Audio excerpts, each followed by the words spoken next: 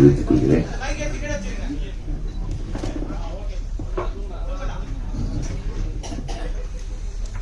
தங்கர் பச்சான்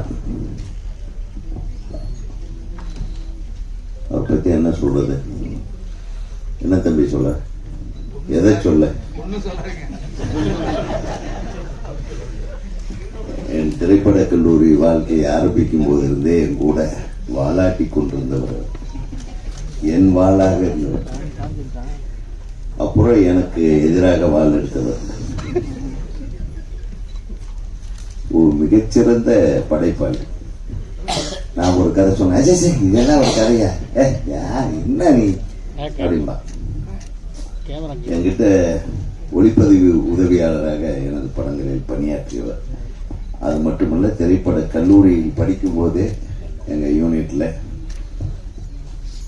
அற்புதமான ஒரு கலைஞர், ஒரு வித்தியாசமான சிந்தனையாளர்.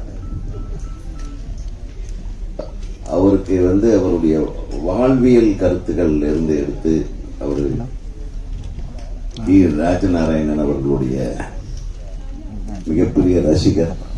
அவருடைய புத்தகங்களை எல்லாம் எனக்கு கொண்டு வந்து அப்போதே கொடுப்பார். நானும் நல்ல படம் எடுக்கணும்னு ஆசைப்பட்டவர். அது பண்ணனா இல்லைன்னு எனக்கு தெரியாது. ஆனா ஒரு இயக்குனராக தங்கர் பச்சான் வெளியே வரும்போது தனக்கென்று ஒரு அற்புதமான அடையாளத்தை ஏற்படுத்தி கொண்டவர். தமிழ் சினிமாவிலே ஒரு தனி முத்திரையை பதித்த என் அன்பு சகோதரர். சும்மா ஒரு மெசேஜ் மட்டும் போட்டிருந்தாரு, பேரன்பும் பெருங்கோபம். அடப்பாவி, பேரன்பு மிக்கவன், நான் போகவில்லை என்றால் பெருங்கோபத்துக்கு ஆளாகி விடுவான் என்று பயந்து போய் தான் வந்தேன். காலையிலிருந்து இந்த செல்வமணி கூட ஒரு பெரிய போராட்டங்கள்ல உட்கார்ந்துட்டு சோறு தண்ணி கூட இல்லாம இப்படி அலைஞ்சுக்கிட்டு இந்த சினிமாவை எல்லாம் காப்பாற்றணுங்கிறதுக்காக ஒரு குரூப் நாங்க போராடிட்டு இருக்கிறோம்.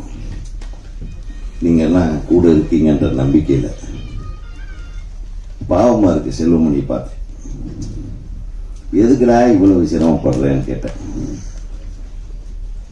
சாப்பாட்டுக்கு வழி இல்லாம பாண்டி பஜார்லயும் கோடம்பாக்கத்திலையும் நடந்து வாய்ப்பு கிடைச்சதுன்னா எனக்கு நடந்து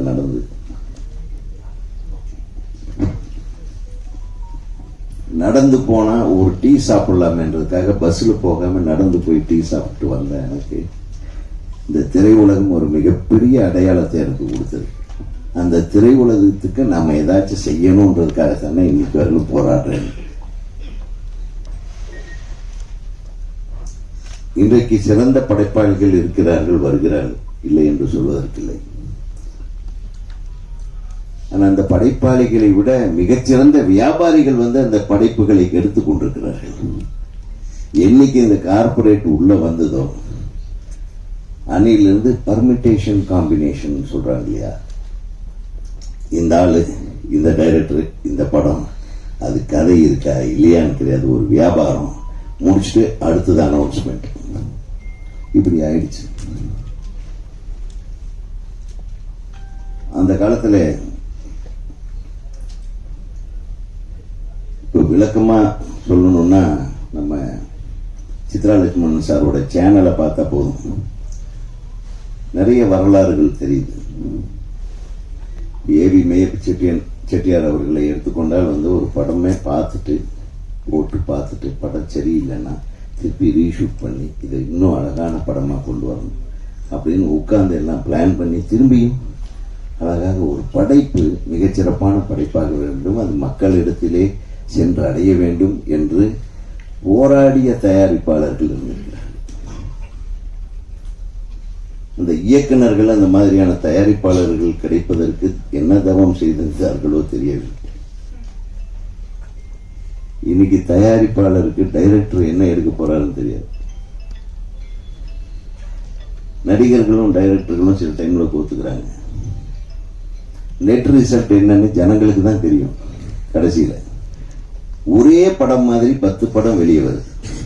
இந்த காலத்துல கஷ்டமா இருக்கு படம் பார்க்கும்போது. வாழ்வியலை மறந்து விட்டோம். நமது அழகியலை மறந்து விட்டோம். நீங்க படத்தை பார்த்தீங்கன்னா இந்த அழகியல்னு ஒண்ணே இப்ப வர்றதில்லை. இந்த பொயட்டிக் நேரேஷன் சொல்லுவாங்கல்ல, அந்த மாதிரி அட்லீஸ்ட் நம்ம எல்லாம் படம் எடுக்கும்போது கூட ஒரு 4 சீனாவது கவிதை மாதிரி எடுக்கணும்னு நினைப்போம். அப்பவே சொன்ன சார் இதெல்லாம் போர் அடிக்கும்பாங்க. அதையும் மீறி அதை போர் அடிக்காம எப்படி எடுக்கிறதுன்னு முயற்சி பண்ணுவோம். இப்போ அதுக்கெல்லாம் அவசியமே இல்லை. பெரிய பெரிய ஆயுதங்களா இருக்கு. நம்ம கண்ணிலையும் கற்பனையிலையும் பார்த்திருக்க முடியாத ஆயுதங்கள்ல இருந்து குண்டுகள் வெளியே வருது.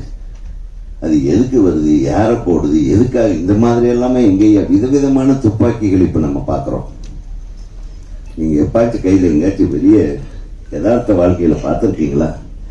இந்த மாதிரி யதார்த்தம் இல்லாத துப்பாக்கிகளுக்கும் பீரங்கிகளையும் கையில எடுத்துட்டு போராடுற ஹீரோக்களாக ரஜினியும் கமலும் மாறிவிட்டார்கள் என்பதுதான் கொடுமை. எப்படி சினிமா நல்லா இருக்கும் சொல்லுங்க?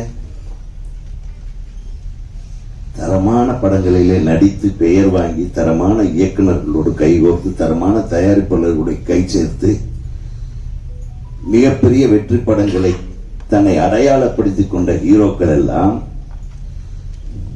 இன்னைக்கு என்ன மாதிரி படத்தில் நடிக்கிறாங்க? கைத்தட்டுங்க, இதுக்குதான் கைத்தட்டணும்.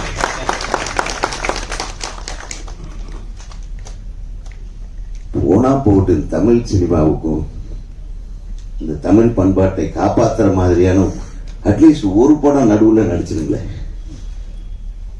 ஏன் தம்பி சீமான், நீ இதுக்கு ஏதாச்சும் ஒரு டைப்பா பேசுப்பாரு. அதே மாதிரி நீ பேசினா மட்டும்தான் அது பரபரப்பா போய் ரீச் ஆகும்.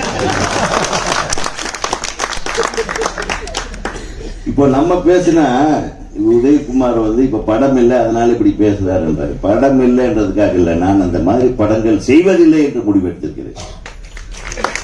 நம்ம எடுக்கிற கதையில நடிகருக்கு நடிகன் ரெடியா இருந்தா மட்டும்தான் நம்ம எடுக்கிறது. அதுதாங்க அப்படி சிவாஜி சார் சொல்லியிருக்காரு. அப்ப எப்படிப்பா நீங்க இத்தனை படங்கள்ல நடிச்சிருக்கீங்க, ஒவ்வொரு படத்திலையும் ஒவ்வொரு மாதிரி இருக்கு, ஒவ்வொரு படத்திலையும் உங்க நடை வேற மாதிரி, உங்க உடை வேற மாதிரி, உங்க முக பாவனைகள் வேற மாதிரி, எப்படி இதெல்லாம் முடியுதுன்னு என்னால எதுவுமே இல்லடா. ஒருத்தன் நல்ல கதையை சொன்னான்னா அதுக்கு நான் அடிமையாயிடுவேன். அந்த கதாபாத்திரத்துக்குள்ள நான் பூந்துருவேன். இப்ப இருக்கிற நடிகர்கள் என்ன பண்றாங்க, ஒரு படம் அந்த சொன்னனே நம்ம கண்ணிலேயே பார்த்திருக்காத பீரங்கி மாதிரி கையில் எடுத்துட்டு சுடுறாங்க இல்லையா, அது சுட்டு அதை ஜெயிச்சிருச்சுன்னா அதே மாதிரி பீரங்கி தூக்கிட்டு அதே மாதிரி கதைகளை பண்ண சொல்றாங்க. சிவாஜி சொன்னாரு, நான் 150 படங்கள் நடித்திருந்தாலும் என்னுடைய ஒரு படத்தில் எடுத்த குளோஸ்அப் இன்னொரு படத்தில் யூஸ் பண்ண முடியாது. இன்றைக்கு இருக்கிற நிறைய ஹீரோக்களுடைய முகத்தை, இந்த முகத்தை எடுத்து எந்த படத்தில் வேணாலும் ஒட்டிக்கலாம். ஒரு வித்தியாசம், படத்துக்கு படம் எப்படி வித்தியாசம் வரும்? படத்துக்கு படம் ஒரு நல்ல டைரக்டர்களை மாத்தி மாத்தி அந்த டைரக்டர் என்ன சொல்றானோன்னு கேட்டு நீங்க நடிச்சீங்கன்னா அந்த இயக்குனருடைய படைப்பு திறனிலிருந்து வெளிவருகின்ற கதாபாத்திரம் வேற மாதிரி இருக்கும். அந்த மாதிரி கதாபாத்திரங்கள் வரும்போது அந்த திரைப்படம் அந்த நடிகருக்கும் சரி தயாரிப்பாளருக்கும் சரி ஒரு வித்தியாசமான படமாக அமையும். வித்தியாசத்துக்கே போக விரும்பல. பர்மிட்டேஷன் காம்பினேஷன் A+B நமக்கு 250 கோடி வருதா, அதுதான் அந்த படம். நாஸ்தியான படமா இருந்தாலும் சரி, ஜனங்க பார்க்க முடியாத படமா இருந்தாலும் சரி, எடுத்து தொலைப்போம். இதுதான் கார்பரேட் கொள்கை. அந்த கார்பரேட் கைக்கு என்னைக்கு சினிமா போச்சோ அதோட அழகியல், வாழ்வியல், ஒரு சமுதாய கண்ணோட்டம் இது எல்லாமே போயிடுச்சு. இதுதான் உண்மை. அப்புறம் முதல்ல எல்லாம் நடிகர்கள் ஒருத்தர் நடிச்சாருன்னா அந்த நடிகர் என்ன நடிக்கிறாருன்னு அடுத்த நடிகர் பக்கத்தில் உட்கார்ந்து பார்த்துட்டே இருப்பாங்க. ஒரு நடிகையும் பார்த்துட்டு இருப்பாங்க, அவர் என்ன நடிக்கிறாரு அந்த ஷாட்ல.